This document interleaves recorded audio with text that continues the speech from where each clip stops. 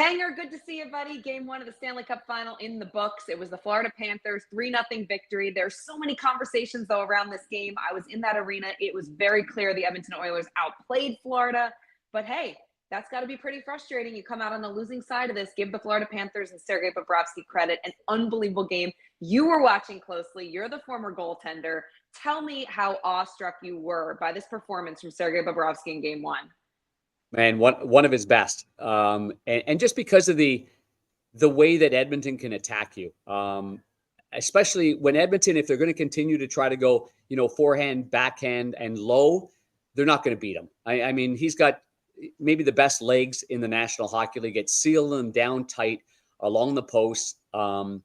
He's a hard goalie to read, KT, and that's what makes it difficult. So Game 1 is going to be an adjustment for the Edmonton Oilers shooters for sure.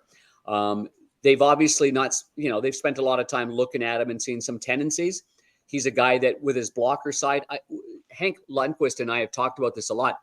He's got a very short paddle, KT. So it means his right hand, his blocker side is dropped really low. So anything that's above the pad or like that, you talk about 12, 13, 14 inches above the pad. If you go to his stick side, he just collapses and really does a great job of sealing his right elbow and his stick down low. So you have a hard time beating him there. So the only success teams have beaten him, and there has been some long shots that have beaten him high over the blocker, but clearly was on his game last night. I mean, there is no, it was like he wasn't going to be beat the whole game. And you probably felt it in the arena, and the fans probably felt it. And as a goaltender, KT, for every save you make and you feel that kind of that energy and that reverberation of the fans, I mean, it just makes you feel like Superman. And that's what it looked like to me, even just sitting here at my lake house in Michigan, watching it with a bunch of buddies. They're like, they're not beating this guy. It's not going to happen here tonight. You had a better view, I'd say. No, I was in the arena. The atmosphere was great. And to your point, the fans were totally engaged. Every single time, I mean, he at one point made a windmill save. He was all over the place making just truly remarkable saves, grade A chances for this Edmonton Oilers team. But when you think about, the frustration that has to be coming from them, and I saw Connor McDavid, I was walking in to do a segment on the bench right after the game, and he was coming out of the locker room, and he looked miserable, and it's incredibly frustrating. You also have to think, if you're the Edmonton Oilers, that was not the best effort from the Florida Panthers. They're only going to get better. So if they're going to get better and you gave your best and didn't win, how is that perspective for them going into Game 2 and then the series shifting for 3 and 4 in Edmonton? Yeah, great question. There's two ways of looking at it, KT. Number one is it's a complete coaching moment for Paul Maurice. It's a great moment for Paul Maurice. You're at home, your goalie stands on his head and spits out wood nickels, and you don't play great and you win a hockey game. Now he can absolutely go in that locker room and he can do whatever he wants. I mean, he can change the fourth line. He can tweak a player or two. He can, he can just give it to them. He can ride them a little bit, which is great. And he's good at doing it the right way. And they know it, though. They left that game going, boy, did we steal one here. It's not the first time in the NHL that a team has stolen a game, especially in the finals with a great goaltending performance. I mean, I go back to 96 when I was part of the ESPN ABC crew, and it was John Van Beesbroek that got them there way back when. So, I mean, this just happens in life, but it's how you respond after that. And so I would expect, the Florida Panthers to really pick it up. But the Panthers rely on a great system through the neutral zone, the 1-1-3. It looked like Edmonton was well prepared for that, KT. They attacked great. They attacked through the holes. I mean, they took apart that blue line like I've not seen a team take apart the blue line. So those are the good things. As far as the Edmonton Oilers are concerned, what do they have to do? They have to look at the video. They have to look at the tendencies of Bobrovsky. They have to look at if they're in tight, where are they going to go? And you can't keep going to the same spots because he's not going to get beat there. So you have to grind it out. You have to work harder than him. You have to be greasier than him. You have to get in his face a little bit. And you have to make him drop his stick a few times. If you know that during the playoffs, he has a tendency, little traffic in front, drops the stick, looks around. You got to get in his kitchen a little bit, but man, he was going to be unfazed in Game 1. That was a remarkable performance. Is that performance sustainable, Panger, for the duration of this series? Well, listen, when he took over for Alex Lyon last year and made that great save in Game 5 with 2 seconds remaining on the Brad Marchand, from that point on, up until the final, KT, he was this way. So yes, does he have 3 great games left in him? Absolutely. Yeah, he does. It's all it'll take too. That's right. So, I mean, can you can you get at them a little bit? Well, yeah, you can, because it's going to be, the next game's going to be a different game. The games in Edmonton are going to be, that's going to be high octane stuff. But the fact of the matter is, he's not going to wilt and go away. Last year in the final, it was different, KT, because they were without Matthew Tkachuk. They were a little beat up. You could see that they just didn't have that inner gumption that they'd had to get to where they were. Yeah. And they ran out of gas. And Vegas was, quite frankly, the stronger team, the healthier team, and they pounded away at it. So, but I expect him not to go away, if that's the right grammar. Right. Yeah, that is great grammar. Question for you for Edmonton, because watching them, obviously you've got the high flying offense. They're unbelievable. Aaron Ekblad was miserable last night. I mean, let's just face it. Like, that's a tall task to try and slow those guys down. But you look at the defense for Edmonton, and in particular on the first two goals that were scored, you got to wonder, what did you see specifically from like Darnell Nurse and Cody Ceci, and why there were maybe some mental lapses or some defensive lapses from this team that can't happen in the Stanley Cup Final. How do they correct that? Yeah, you correct it by going over just going over some clips. You don't want to overwhelm the players with too many clips, KT. But the fact of the matter is that the Florida Panthers are a great team from below their goal line, and they make plays from below the goal line. And I was a little surprised, especially on the one goal, that Darnell Nurse wasn't aware of who was behind him. Yeah. Being aware doesn't mean being mentally sharp is something that's easy to throw around. I think it's fundamentally sharp. Stick on the ice, head over your shoulder, watching what's going on around you. It just looked like that play in particular was just one that was way too easy to make. And that couldn't happen. So, Darnell's gone through some bumps in the road in this playoff, and he's bounced back under the scrutiny of Canadian fans, especially in Edmonton, and he's bounced back. So, but I would have to think that the influence of Paul Coffey will be a big factor in it. Mm-hmm. He doesn't want to go over a whole bunch of video and show them 9,000 clips and all these negative stuff. He just, he'll just probably go over it. Same with Stewie on the back end that runs the blue line as well. And just basically go, okay, guys, we have to be prepared. We have to have our sticks on the ice. We have to be ready and have our head on a swivel. And these are just the small fundamental parts of the game. So I would say a correction in that area. But there were some great things that they did, especially on the PK, because that hash marks to goal line to Reinhart in the slot, I mean, that they are so good at that, KT. They're the best in the league at a couple of different formations. I thought Edmonton did a good job of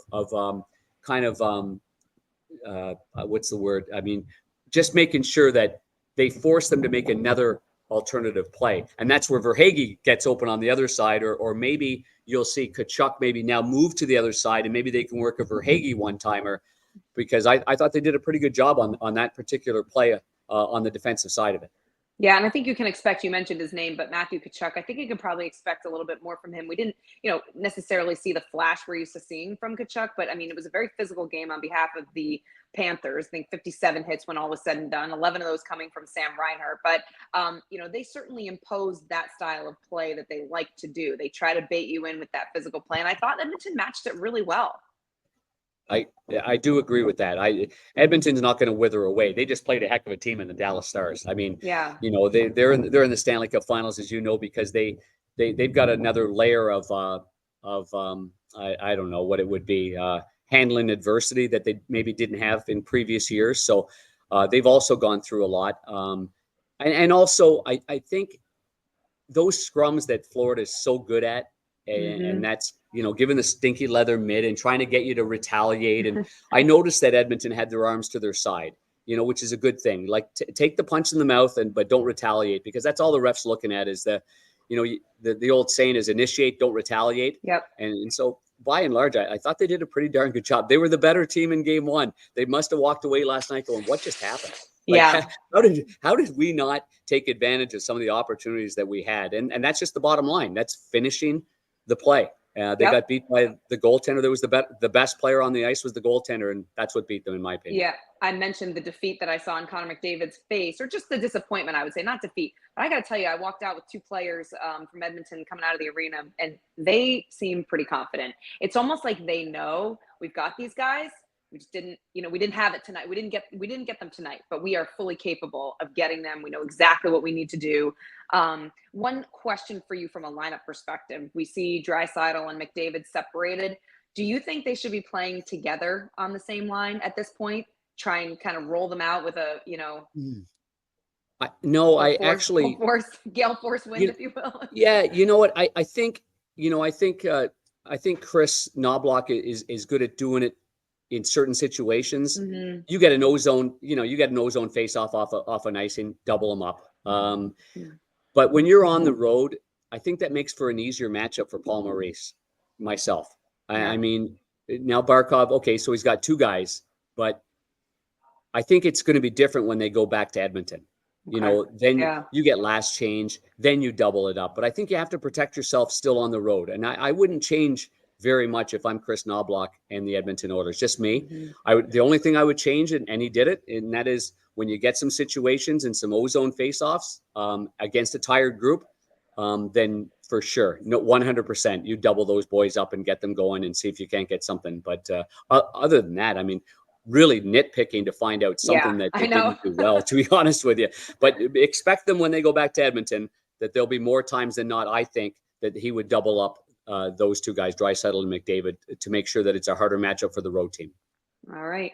So we've got game 2 here tomorrow night. I'm really excited. I couldn't believe how many Edmonton Oilers jerseys there were. I mean, this group travels well. They were in our hotel when we got back to the lobby late last night, still, asking us all these questions when we came in, but really great fan support from both sides. Obviously more for Florida down here. Game 2, kind of what do you expect here, Panger? Now we've got this 3-0 lopsided. It was 32 shots on net for Edmonton, but Florida comes out on the winning side of the results on Saturday night. What can we expect in game 2, you think? Okay, and before we get to that, I invited a couple of guys from my Prestwick Village golf club right here in Michigan, and the one guy's from Sault Ste. Marie, Ontario. He comes waltzing in. His name is Dom. It was cold last night. He's got shorts on. Typical Canadian shorts on, short sleeve shirt. I got the hoodie going on. It's kind of cold. I got the garage open. It's got Glass the bar. of We're red. watching the game, and we're all chipping and putting here on my Celebrity Green synthetic surface over here. So we're having a blast. Anyway, he's got the Edmonton Oiler hat on. So I crawled up in my attic, and I played for the Halifax or Nova Scotia Oilers. So I gave him my Nova Scotia Oilers sweater. He was wearing that, and he goes, "Hey, you're not going to believe it, but I got tickets for Game 7 if it gets to it in Florida. I'm going to Game Wow. 7." So he's a Oh my huge fan, gosh. and so to tell you that they travel well, you just never know what kind of sports fan you're going to find or It's what true. they go to, It's so and so true. anyway, yeah, he was all pumped up. But I think going into like Game 2. How was the atmosphere, by the way? Because it sounded Great. magnificent on the So air. loud. I mean, I did the bench interview with Darnell Nurse. I felt like I was screaming at him, and Jaffe did it with Tarasenko. Same thing, screaming. It's so loud in there. Wow, This is a really great. educated fan base too for a new team, relatively new team in a big, new market in Florida. Yeah. They know what they're doing. They loved it. It was great. Gretz was in. They show Gretz on the jumbotron. They show McDaniel from the Dolphins, the head coach of the Dolphins up there. So a lot of really great elements to the fan engagement experience, but Right. also just the fans themselves were going crazy. Every save I think they, Bobrovsky made, the building was shook. oh, that's what I could feel that here. I'm telling the guys, I'm like, man, can you guys just feel the energy? Mhm. It was great, and it's a great credit. I know the Florida Panther fans. They're getting more protective. Yeah. And that's great. I mean, in 1996, when I was talking about that final at the old Miami Arena, it was Hmm. nuts. Like it was so great, a smaller arena, but great Awesome. atmosphere. And so as the years have gone on, everybody has their dips and their ups and downs, but man, they own that team right now. And that's what I Hmm. could feel on the TV side, but they're going to have to play better. You can't just, and they will play better. But the fact of the matter is they could play the greatest game in Game 2. Technically, fundamentally, through the neutral zone, they could have 40 shots.